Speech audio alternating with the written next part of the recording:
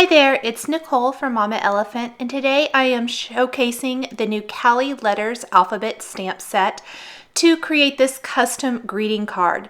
This is a beautiful alphabet stamp set that you can create any kind of greeting, whether it be a short greeting like hello or thanks or thank you, or you can create an entire phrase or quote like I'm doing here. I do apologize.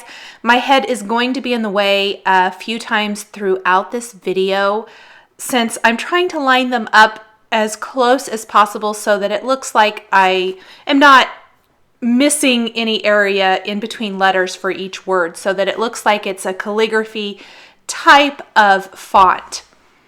I am using the Hero Arts Pool to Navy Ombre ink. I thought it would be really fun to just see how this alphabet stamp set looks with an ombre ink.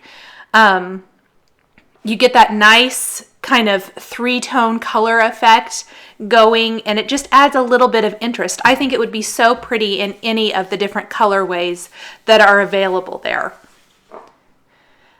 I am just going to continue to keep stamping my greeting. I did previously die cut the Madison Avenue frame and the inside panel. Now I die cut that from both white cardstock and black to get started with.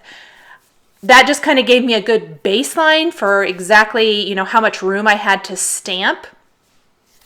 I wanted to make sure I filled that entire middle area, and with the greeting really being the focal point of this card design, I thought it was important to make sure that it was nice and centered.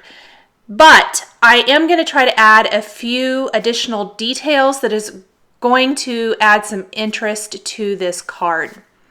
I am using a stamp scrubber pad to clean off each of my letters after I stamp them so I can place them right back on my stamp sheet so nothing gets lost. I'm going to go ahead and remove my frame real quick. Now, there are a couple areas, I was planning on doing this anyway, but where I accidentally got my finger in the ombre ink and smudged it a little bit. So I am using the Mama Elephant Brush Strokes stamp set. It's these great like ink splatters and brush strokes and all kinds of things. I'm using the splatter images, but I'm using the same ink pad and simply stamping these little splatters here and there.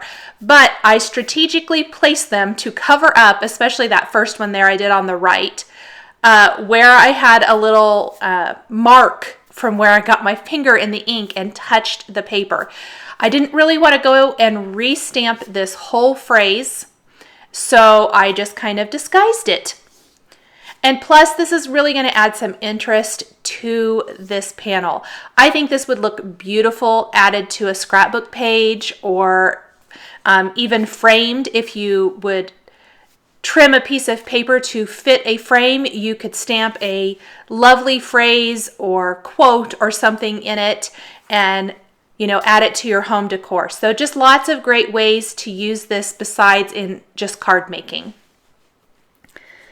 So there, I'm going to replace my black frame. Now, one thing I wanted to do just to add a little bit of interest and fun to the card is I want to build up my frames. And the way I like to do that is usually layering several together.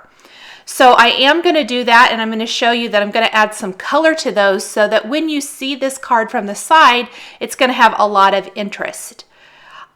While I am going to go die cut all of those pieces, I wanted the glue to dry from where I'm attaching these Pretty Pink Posh Silver Star confetti pieces.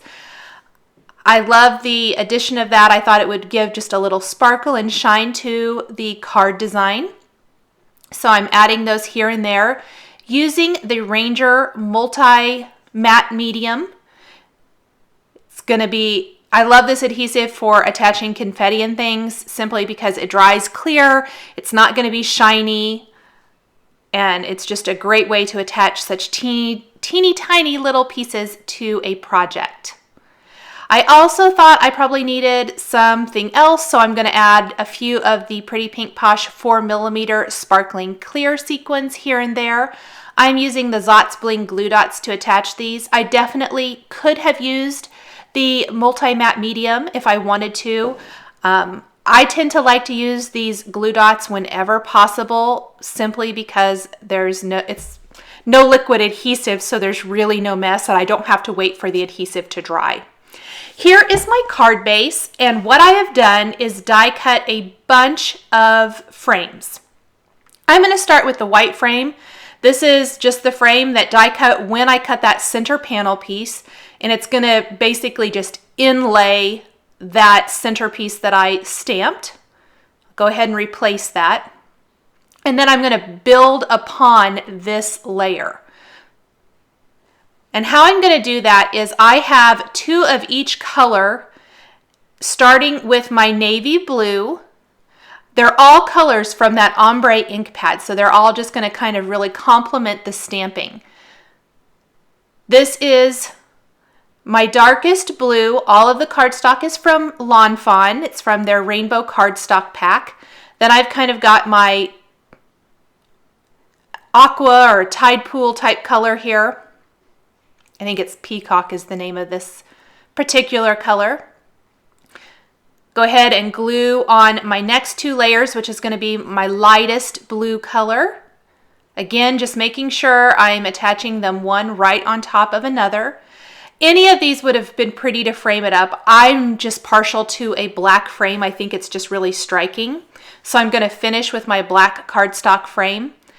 However, from any of the sides, you are going to see that really pretty rainbow. So whether you're looking at it, from the inside or from the outside, you're going to see that great little combination or trio of blue colors. I am going to finish my card with a sequin trim.